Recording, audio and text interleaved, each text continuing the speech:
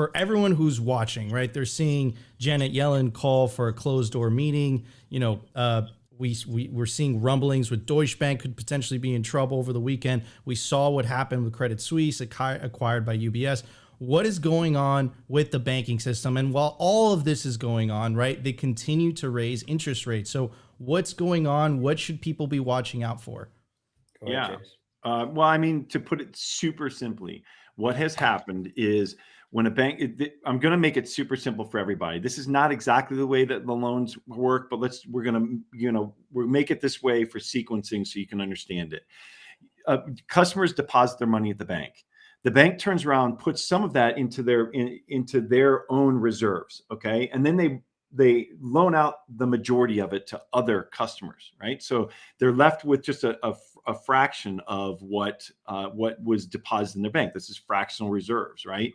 So, but in that, what they do with that money is important, right? They have to manage their reserves in a way. And so what they'll do is they'll often go out and buy treasuries, but they have to, and Greg will get into this, but they have to match that duration of that deposit base with the investments they're making. So if they have a lot of customer deposits that doesn't turn over that rapidly and in huge chunks, that you can have a longer duration on your investments. You can get longer treasuries. But if you have large companies, or if you have venture capital firms, for instance, well, they can take out huge chunks at a time, and you've got to manage that and make sure you have a lot of liquidity to have that capital base ready for when customers redeem their deposits, when they cash out. Well, what happened at SVB is they watch the Fed, which I don't know why anybody would believe anything the fucking Fed says anymore, because these guys are just, and Greg will go off on this, but they're imbeciles. I mean, these people 1 year ago, December, had plotted out their dot plots and said, oh yeah, we expect interest rates to be at 0.86% on average at the end of 2022. So they were off by 4%. 4%. Okay, so now 4% on a 30-year treasury is a monumental loss. Why? Because over all those years, you have to account for that 4% loss. And so that in the market, that treasury will trade way down. Like about 50 bond points, okay? To make it clear, it would trade down 50 bond points. It would have lost 50% of its value because of its duration and convexity. Right. So going back to the deposits and the reserves. So SVB had those reserves that were, they had these long-term bets in there, right? These treasuries in there, and they expected, well, the Fed's not going to raise rates. Well, once they start raising rates, they're already losing money. That's it. So if they go to hedge, they've hedged in a loss, right? So they have to hedge right away, or else you're losing money, right? Yeah. So, but they didn't hedge right away, and so they had losses. And the losses got worse and worse and worse. And people started hearing that these reserves were way down. They got worried that, well, if there's a run on the bank, I'm not going to get my money. So what happens when you have that kind of mentality set in?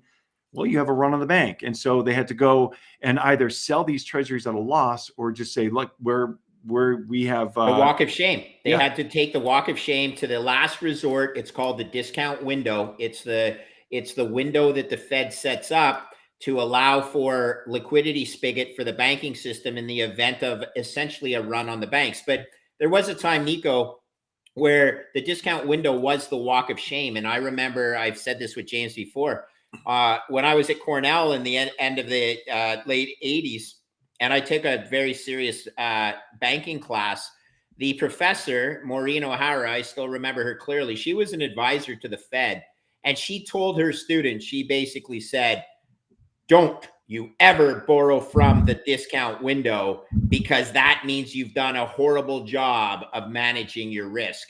Well, all of a sudden, they lent $150 billion from the discount window to the various banks that had done a horrible job managing their risk. So these are the exposures that you have right now. And just to go back on what James said, I mean, part of it has to fall at the feet of the Fed. They started off 2 years ago saying interest rates are going to be lower for longer. And then they created inflation. So they said, yeah, okay, well, now inflation is going to be transitory. And then they went to, rates are going to be higher for longer, right? So all of this is to say you had the blind leading the blind, poor risk management, interest rate risk. Understand, listeners, very different than credit risk. And this is the risk, interest rate risk, that has largely blown up the capital base of the banks. And we haven't even got into the credit concerns within the banking system. So I don't know. We could talk a lot about this. I'll just tell you, the Wall Street Journal on the weekend put out a really good article that I found amazing. They said 12 charts that will explain the precarious nature of the banks. And they were 12 amazing charts. And I said, if I had read this 15 years ago, it would have caused the entire banking sector to be down 10 to 15%. And today, people just brushed it off. It was like a non-event. Incredible. So either no one reads the Wall Street Journal anymore, or people are just, oh, don't worry, Yellen and Powell are going to rescue us, which I wouldn't trust that. So just make sure you understand where the risks are in the banks and how they're developed. And there's interest rate risk, there's credit risk. But this was a great article with 12 charts that focus, there's one, Nico, focusing on credit risk in commercial real estate. So we could talk about all of this, but all I will say is, people, the banking system is sick, and it's always been sick. It's just that people are wisening up to the true realities right now.